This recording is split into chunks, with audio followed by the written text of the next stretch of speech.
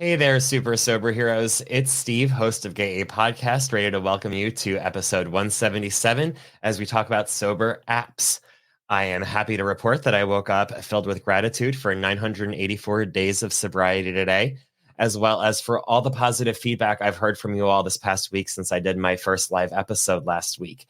It was a big jump and big leap of faith putting myself out there in a way after spending 175 episodes, making sure that my episodes they were perfect and well edited and didn't have any ums, uhs, or buts if I can help it, and making sure that the voice that I'm sending out to the world is like the perfect version of my voice, which I understand now doesn't exist. And I just loved hearing how you all embraced hearing this more authentic, unfiltered version of me as I'm trying to spread the message about how awesome it is being queer and sober. So with that, also thank you to our new Patreon members, Brittany, Gary, Bridget, Justin, Karen, Crystal, and Tammy.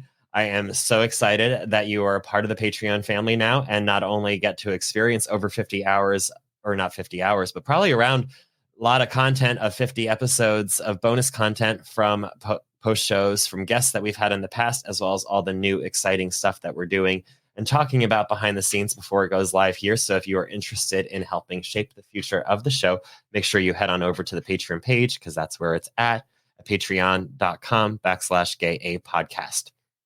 Let's get into this week's episode.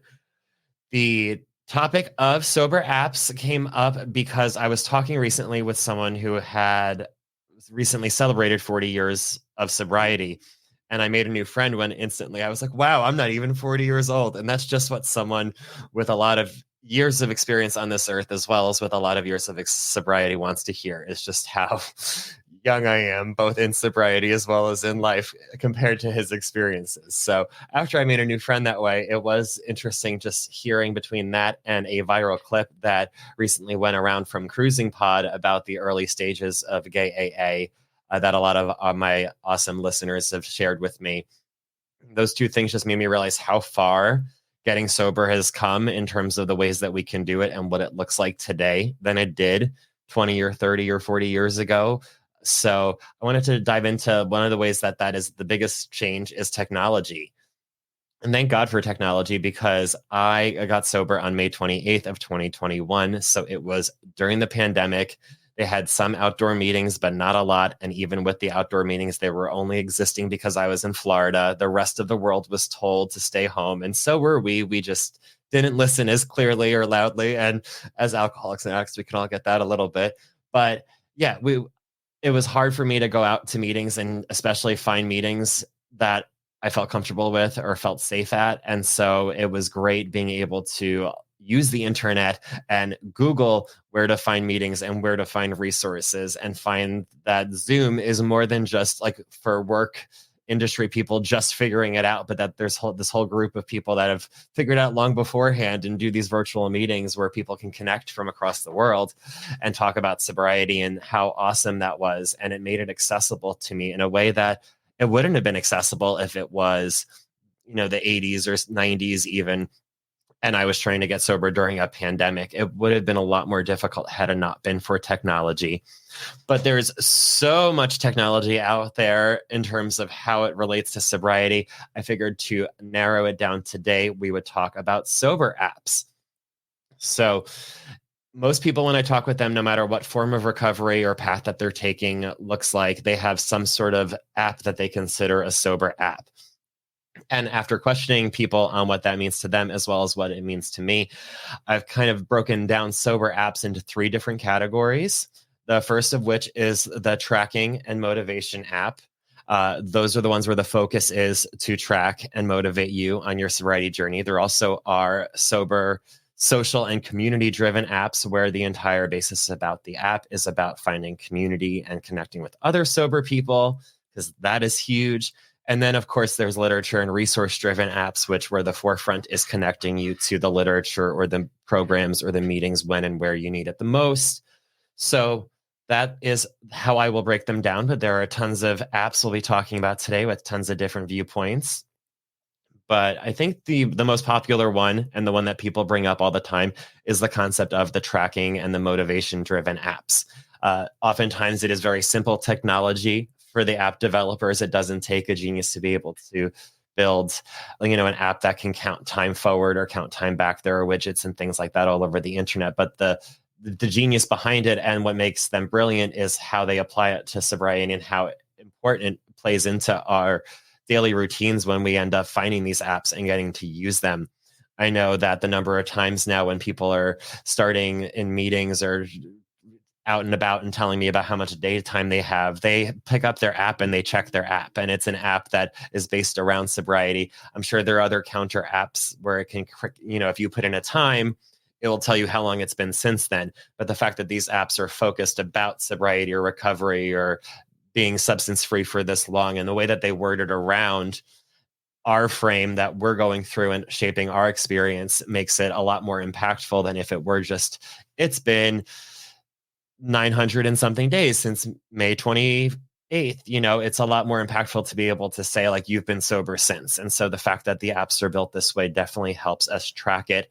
And one of them that everyone brings up online, and I feel like it's because it is one of the first ones in this modern wave of sober apps, as well as one of the more easy to find ones with a name. It is I Am Sober.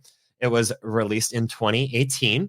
And it has a daily tracker where you put in when you got sober from your substance or substances. You can also track multiple different things in the program for those of us who might have stopped our main drug or alcohol or drink of choice one date and then dropped something else like nicotine. Another, you can track them both in most of these apps.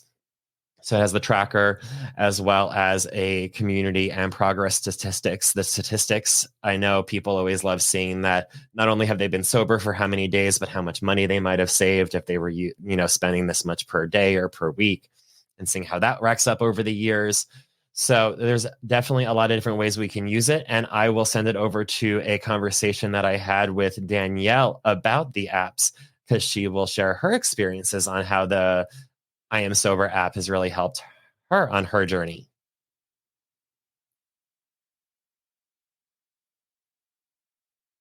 Do you have any apps that you use that track sobriety or motivate you for sobriety or any kind of sober motivation?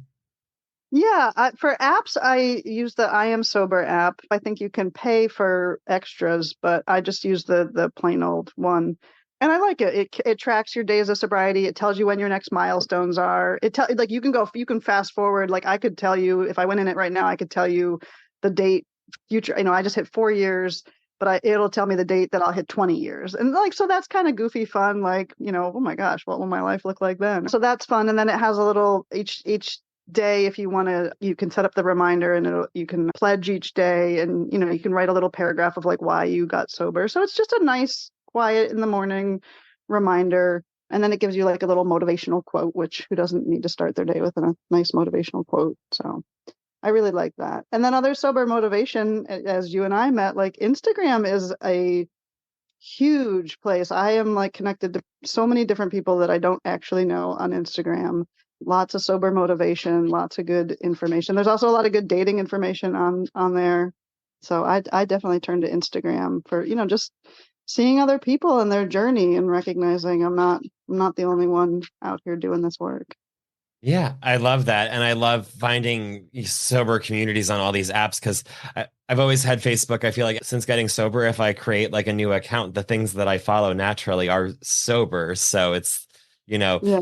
I have sober Instagram and sober TikTok. Like if I'm on an app now, it's all sober stuff, because it doesn't know me what I was like before, where it would show me the alcohol as the Facebook seems to show me forever. Mm-hmm. Yeah. Yeah. I feel like Instagram for me is much more content related, what I want to consume, unless, I am connected to some people I actually know on there, but Facebook's my like real, like, these are the people for the most part I actually know, but Instagram is a whole nother world. I love it.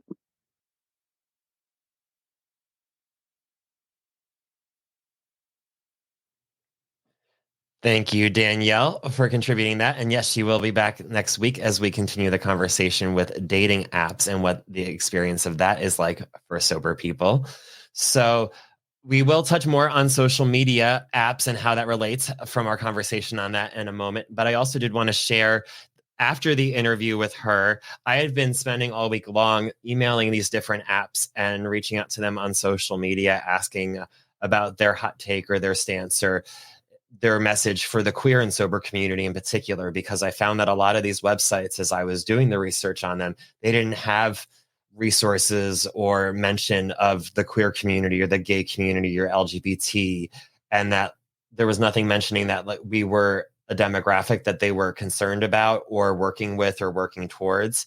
So I did spend the week trying to get quotes and words, and I did hear back from one that did affirm and welcome us. It was not I am sober. They did reply that while they love what we think what you're doing is great to me, our team does like to stay pretty private.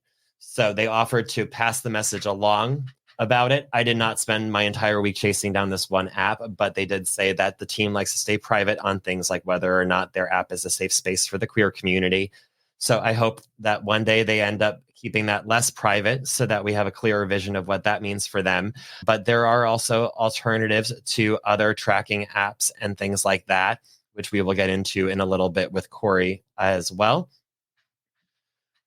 And moving on, I think that that is enough because you get the idea of how the tracking and motivation-driven apps work. I think that it's great with our psychology to not only have a tool that keeps track of time, but is giving us that clear message that we're on the right track and that we're on the right path. And having that reminder where we're not responsible for looking and doing math. Things that simplify it, especially at first, make things a lot easier for us. So any app that you use that helps track your sobriety and your day count and your milestones, I think is a great way to keep you motivated and going forward. And in addition to that, community and connection is also a huge part of not only real life, recovery, but also the online one as well. I know that thanks to this podcast, I've created and found a lot of different online communities that really celebrate queer sobriety and are just beautiful. And that's how I've gotten to meet many of the voices that you see here, as well as the listeners who reach out and engage with me. And I love hearing from them. So with that, there is a great app that I recently found, All Sober. They reached out and actually featured me on one of their Instagram posts, and it's always fun being featured on something like that.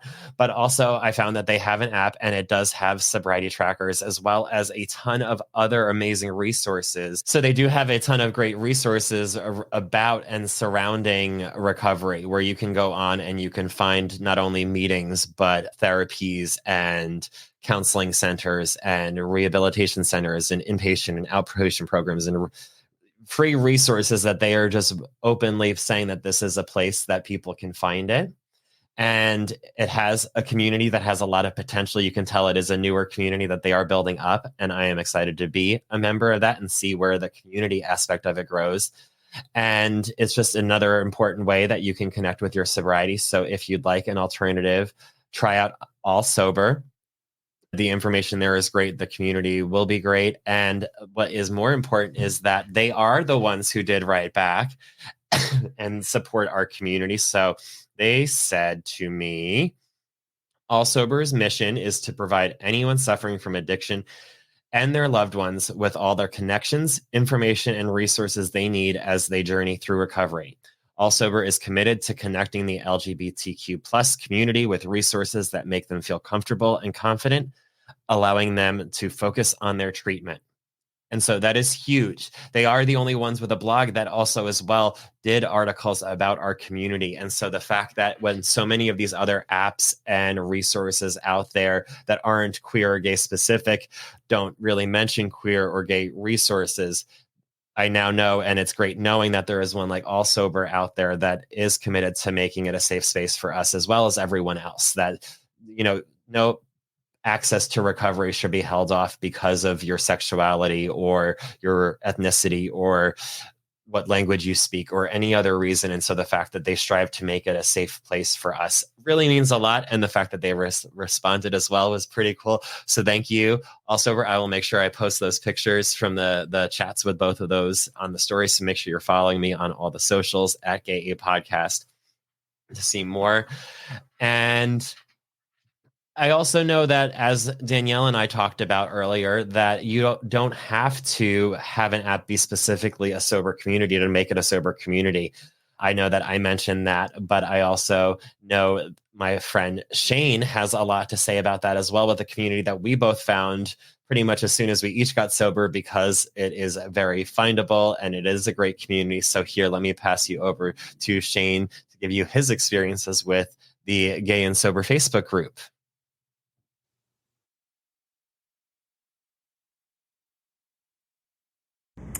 Hey, my name is Shane S. I'm from Heflin, Alabama, and grateful today to have been sober since December 28th, 2021 from alcohol, and a little bit longer, maybe a few months more than that, from any type of substance. And life has been fantastic. I can't imagine where I would be right now had I not been able to get sober and to live this life that I'm getting to live today. So when I started to get sober, one of the things I thought about was, what was my life going to be like as a gay man? Where was I going to find friends? All I knew was to go to the bars, to get online, hook up, party, and that was my gay life. There was no sense of reality that I see now in the life I had. I was being very dangerous in my life, sexually being very dangerous in my life, the way I took care of myself, and then the way I felt around other gay men, because I was living this life full of anger, resentments. I had a lot of anxiety from my substance abuse. So when I got sober, I thought to myself, man, I'm not going to be able to be gay anymore.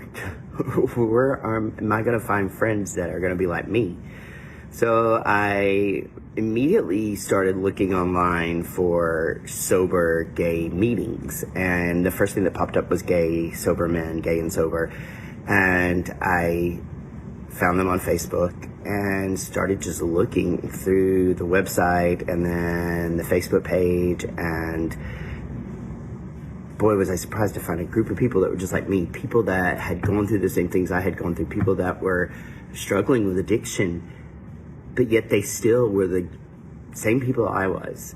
And for me, I knew that I needed to be a part of this group. I needed to reach out and find more people and help more people like me, because I am not the only person that's gay, that has gone through the party and play lifestyle, that has done all these crazy things, and I could heal.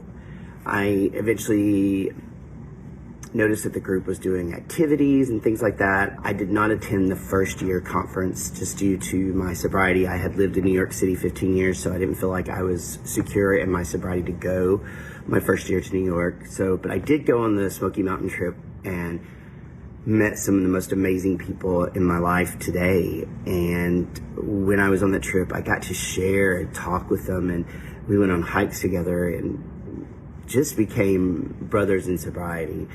And then I told them I was very interested in being a delegate for my area in Alabama, and that has been such a great asset to me to be a part of the group even more, to give back into service. And I decided to go to the conference last year, and boy, what a wonderful experience. I got to go to New York. I got to experience Pride sober. I got to be with a group of gay guys that were just like me.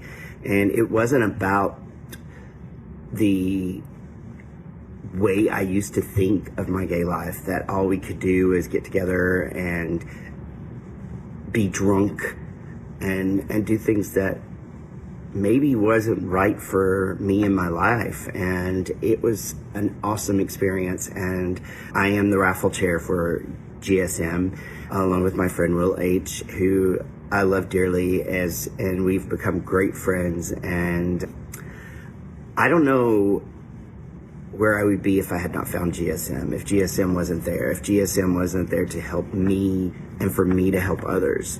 It's a strong support system of men, and I want to see us grow throughout the United States, having more events in other places, so that those of us that are hiding out there like I was hiding in my addiction knows that it's a safe place, that we could find each other and we can be gay and we can enjoy life. We can do things, we can have relationships, and we can be much stronger as a group and survive. And, I know that I'm here for a reason today, and that my higher power saw fit in me to let me continue this life. So GSM, I always say, helped save my life. It was part of my recovery. My higher power led me to GSM. I'm very spiritual today as well, and I am grateful for all the things that I can do today, and that GSM is a part of my life. I will do my best to be a support system for whoever needs it, and I hope that others know that they are my support system too. So thank you to all the guys that post daily on the site. Thank you to everyone that continues to inspire me. And it's one day at a time, and it does get better. And thank you, GSM. Thank you, Gay and Sober. Thank you for Christian and the people that saw fit to continue to make GSM what it is today. And to every one of you out there that I've met so far, I love you, and let's continue to grow and continue to help each other to survive and to live and be happy. And I hope you'll get involved with GSM the way I have, and I hope that you'll see the benefit of being a part of such a great program. Have a wonderful day, and yes, that is Dolly Parton up there. She's my little angel. So have a great day. Thank you guys. Love you. Stay strong, and it does get better one day at a time.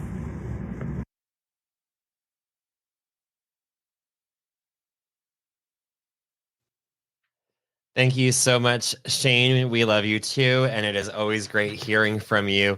Yeah, it's amazing. You find the site, and then you find the group, and then you find the conference, and then all of a sudden your entire world changes. I know that I got sober about a month before the first conference for Gay and Sober, and so I got to see the pictures, and I was like, I'm going to make it to next year. And more than once during my first year of sobriety, I was like, I need to stay sober because I need to make it to that conference and have that much fun. And I did, and it was awesome. So thank you, Shane, for sharing your heartfelt experiences with that. I appreciate it so much, as I know so do our listeners.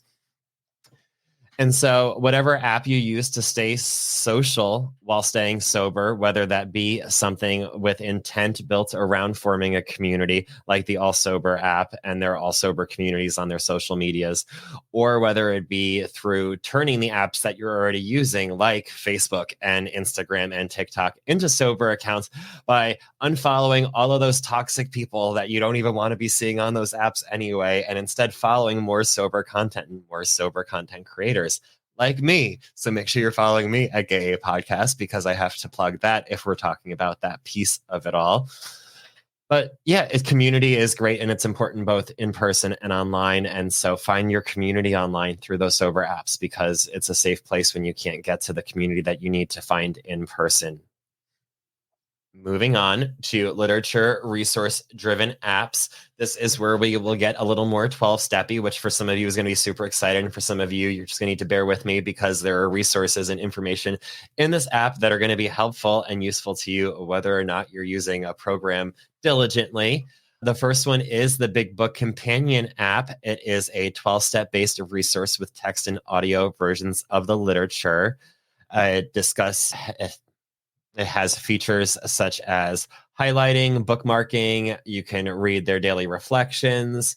It has speaker tapes on there that you can listen to, and topic ideas. But while I have researched the app, I have one of our pod friends, Mark, has a lot of real life experience with this. So why don't we pass it over to when he told me all about this app earlier in the week?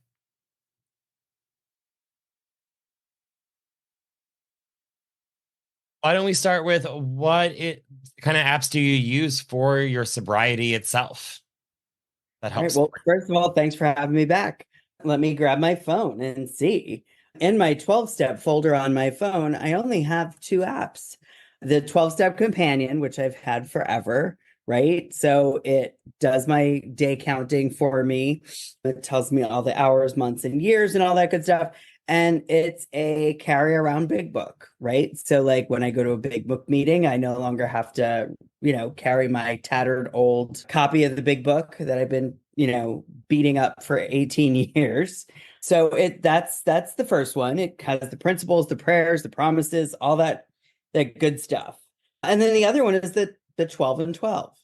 Mhm. So those are my two like sobriety related apps. Excellent. And how often do you use those apps? Quite frequently, like when doing step work with sponsees, if I go to a meeting and we're doing it's a literature-based meeting, I'll pull those up real quick. They're two of the older, more traditional apps, so I will be looking forward to hearing what your other listeners and contributors have to say to get me to find some other, more sobriety focused ones. I have plenty of meditation apps on my phone that are also sort of come out of just the idea of wanting to have a better, meditation practice. They're not necessarily sobriety related, but it plays into that practice for me. Do you have any memories or recollections of them being there at a time when you really needed it? I think that old school 10-step app used to really come in handy when I was like in the moment, in the heat of something. And it also, like, even though it's not there anymore, it sort of trained me to a habit of like, I'm in the heat of this. I need to write this down because if I need to talk through this later, I don't want to mess this up. Like, I don't want to either glamorize or victimize or catastrophize any of what's happening right now. So even though that one's not around anymore, it did train me into a really strong habit of like trying to write stuff down even if it's just on my phone in the notes section of like shit to go over with someone else later.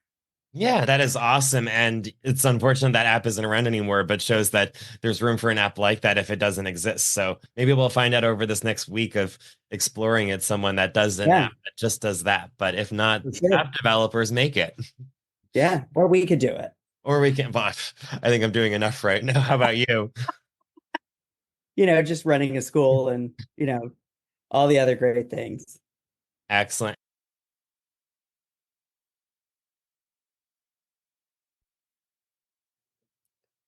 Yes, thank you so much, Mark. And Mark will return next week as we talk about his take on the dating apps for sure. But yeah, I love the idea of having the step work apps, and I couldn't find more after our conversation. So if you know of any more that help more specifically with step work, definitely let Mark as well as myself know, and I'll be sure to share it on our socials and give you the credit for being the one who found it for us. So thank you. But there is also another literature-based app that he didn't mention that a big friend of the podcast, Corey, has been using, and she is very excited about sharing her message with you. So let me share that with you as well, with her experience with the Everything AA app.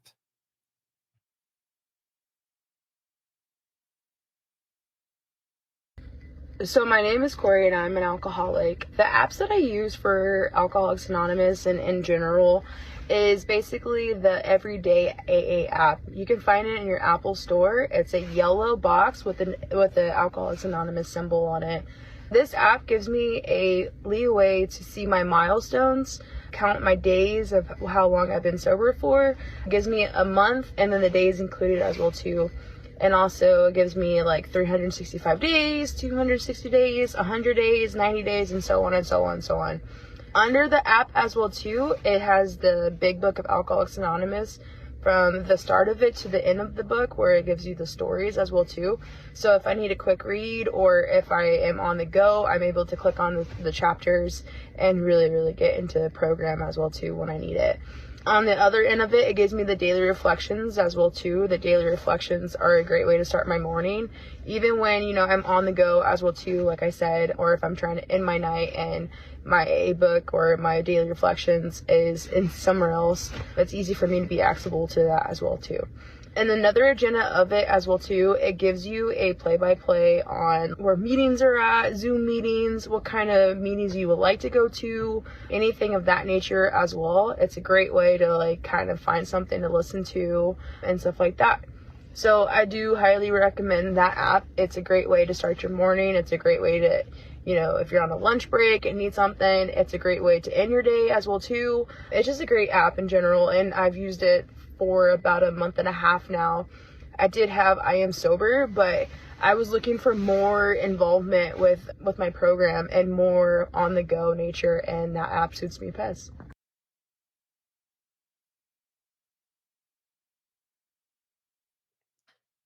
Thank you so much, Corey, for sharing your experience with that. And one day at a time, we look forward to celebrating your 1 year on the 17th. So thank you so much for sending that in for us. So after looking at over all of these apps, there are plenty of apps that you can download now, and you can mention. I'll be sure to put them all in the show notes so you don't have to have them all memorized after this talk. But all of these apps and all of these groups and all these places where you can track your sobriety or look at fun statistics to help motivate you along the way, or inspirational quotes, or connecting with other people, or connecting with resources. There's just like everything else sobriety related, as I'm realizing, there's plenty of different methods where you can kind of get very similar things. And it's just a matter of finding the one that works for you. And so I know that right now I'm going to be spending most of my time, if I'm on a sober app, on the All Sober app, as well as on my social media platforms, just because those are the places that feel warm and safe for me, that have let me know that it's a safe space for me. But at the same time, if there's another app that's more your style, use the one that works for you. There's nothing wrong with any of these apps. They all are just machines made by humans to help us, motivate us along the way. None of them have nefarious intentions, I'm sure, I hope. They're all just looking to help keep us sober, and just some of them are going to be better fits for one person than the other, just like other ways with recovery. Some things sound better or click better when you word them one way. So try all these apps and let me know which one works best for you. I would love to hear what your takeaways are after trying some of these new apps. I would also love to have you get involved. As you are seeing this week, it is more than just a one voice or two voice podcast and show each episode. I am trying to get multiple different takes on each perspective.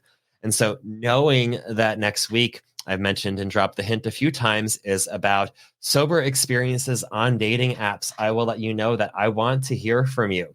I don't want to hear from you about how horrible it is, because we can all fear and know that it can be pretty rough out there on dating apps for anyone sometimes. Even me being married, I understand from my single friends that it's rough out there.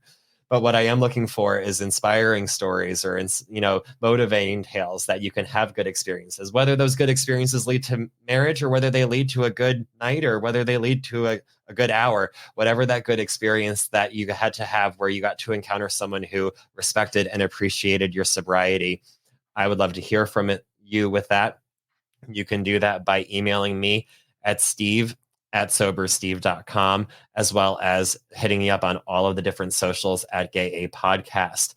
But the more involved that you get with the show, the more voices there will be on each episode, and the more people that it will impact, because they're getting more perspectives. And that's the point of this all, is to make sure that the people who listen to these episodes hear something that will help them throughout the day. Because of all the 80% of the things that we'll say on this episode, you might take away only one or two sentences, but hopefully those one or two sentences will help make your sober day a little bit better.